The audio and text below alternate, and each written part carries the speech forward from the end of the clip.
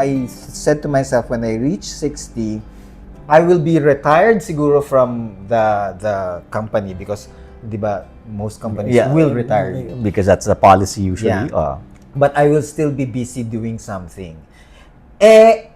Di-retrench ako before I reach 60. Okay. Now, So, sige, go tapos back. tapos wala, I was trying to get back to corporate or at least to a company. Walang kumukuha. So, after about a year and a half of trying, I decided, sige na nga, embrace ko tong freelancer. And then that's when I realized, the moment I embraced being a freelancer, I realized, teka, ito nga pala yung mangyayari rin naman when I reach 60. Okay, yes. Diba Which meant you would continue to work. Yeah, to work. Except that, yun na nga, napaaga lang ng a few years kasi niretrench ako imbis na nag-retire.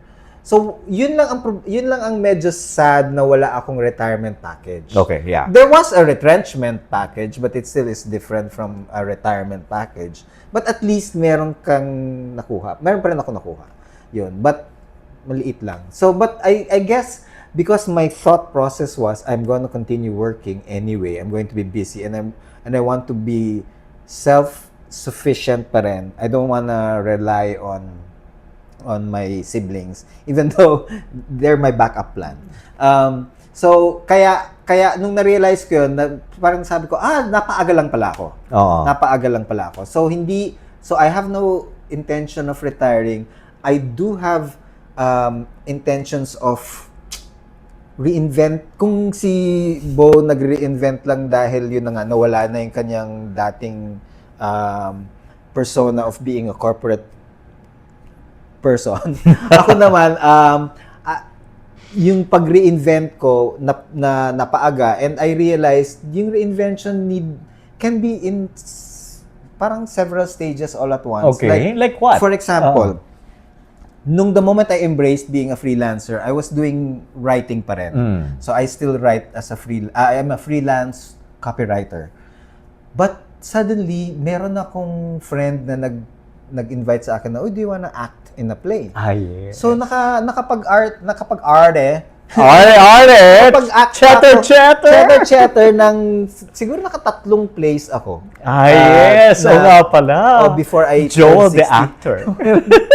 I have been acting rin naman in theater since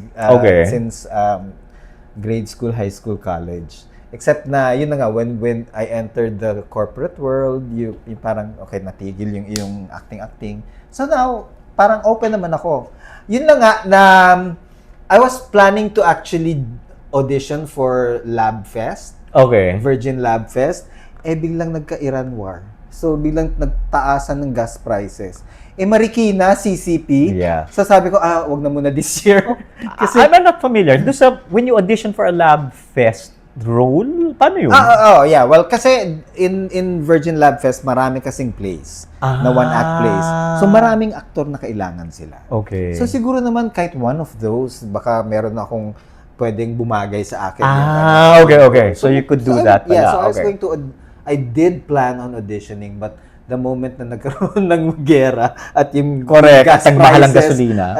parang sabi ko, huwag na muna.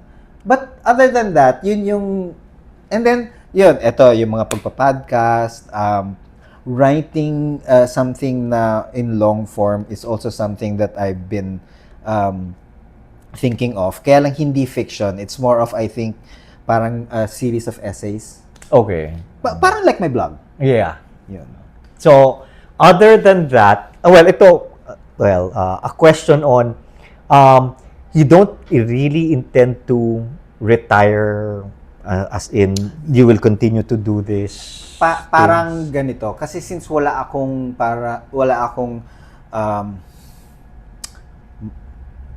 nakabangkong pera.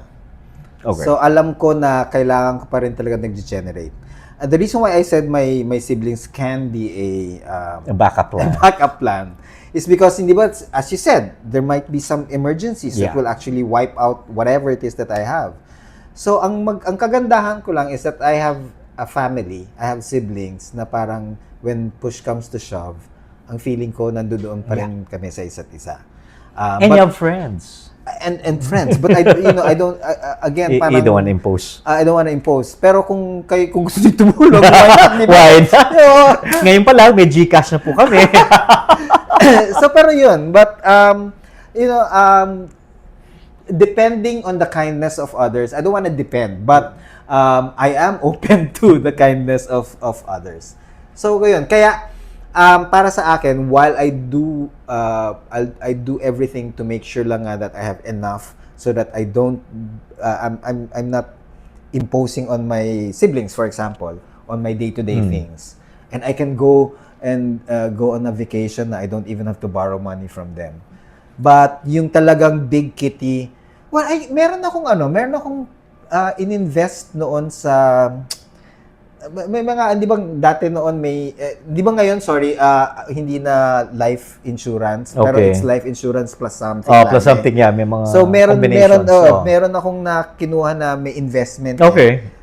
Which Which gives you dividends regularly? Or hindi, pag nag-mature siya, parang meron siyang malaking May lump sum. na Okay. ibibigay. Okay. So may dalawa akong ganun. Okay. Na I was looking at it, it's not huge, but at least it can Oh, yeah. supplement whatever I'm still working. You're still working. Yeah. Correct. And I want to continue working. In fact, ang aking dream is I drop dead while I'm doing something. Hindi yung nakatungangan lang ng gano'n din. And then slowly, Oh, yeah. Ang laki rin ng impact nung how you saw your father. Yeah, oo. But I think that's also why I feel parang youthful pa rin na hindi ko inano yung sarili ko na when I'm 60 things slow down. Correct, yeah. Yes, it does slow down. I mean, whether you like it or not. It's a biological thing. Yes, oo. But I'm still active, and I want my mind to be active. Correct, Because yeah. now I see my mom, and my mom naman, her mind is going. So kaya yun yung parang I want to be busy because I want to be active physically and I want to be mentally active. Okay. Yeah. Well, ang ano ko lang, I guess we're two different tabang modes. But I wonder, kayo, the audience, people who are listening in, to whom do you para bang Resonate? relate to? Yeah, and I think kasi maganda naman that for me, if I had my way, I would have planned my life like you. Okay. But because circumstances and also what happened to my dad changed my mind. So I think there are those rin naman who may not have the opportunity Yes. to be like you in the sense na kaya nilang magplano ng ganung kalayo.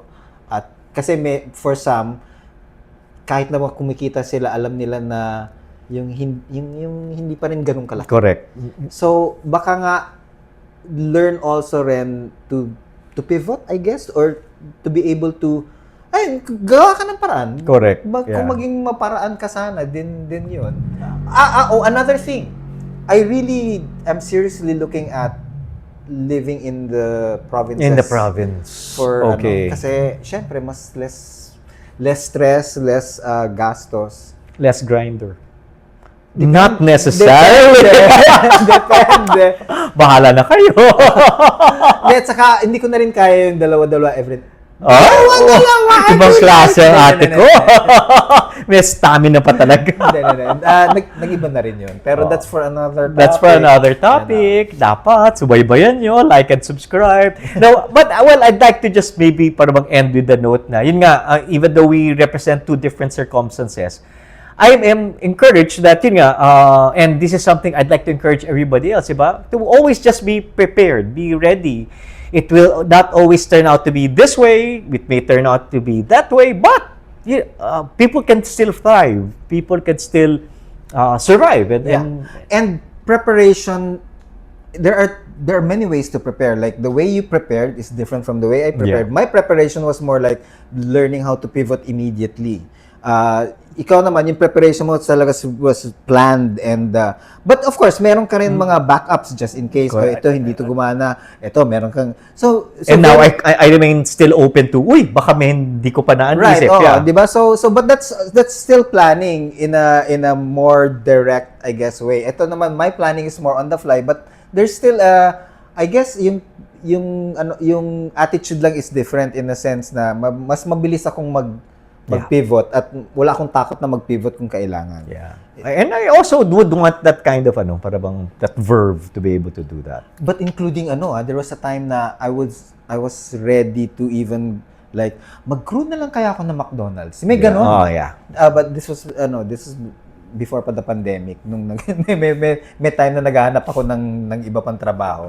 Yun, meron akong ganun ng pag-iisip. Yeah. I can imagine. Hindi, I kaya cannot lang yung imagine. No, I can't imagine na now. Kasi nung naisip ko yon, hindi ko pa naisip yung, ay teka, lipat na lang kaya ako sa probinsya. Yeah. Pero actually, viable nga yung Because- living in the province. Because you move to the province, you are now the big fish in a small pond. Correct. And there's so many other things that we can do to develop The countryside. the countryside. Yeah. So, Wow. di ba? At least narinig niyo yung mga pinagdadaanan namin, di ba? And hopefully, baka Something resonates. something resonates. It doesn't hurt to plan ahead, but it also, I'd like to really emphasize yung there are eventualities na hindi mo makokontrol, kaya Yeah. dapat handa ka rin. Be like a bamboo na you can sway with the wind. Yeah. Not be very rigid. So with that, Yes. Yes. Thank you very much for maraming listening. salamat. Oo. Yes. So I'm Bo. I'm Joel, and this has is been yours truly, the podcast. Thank you. Bye-bye.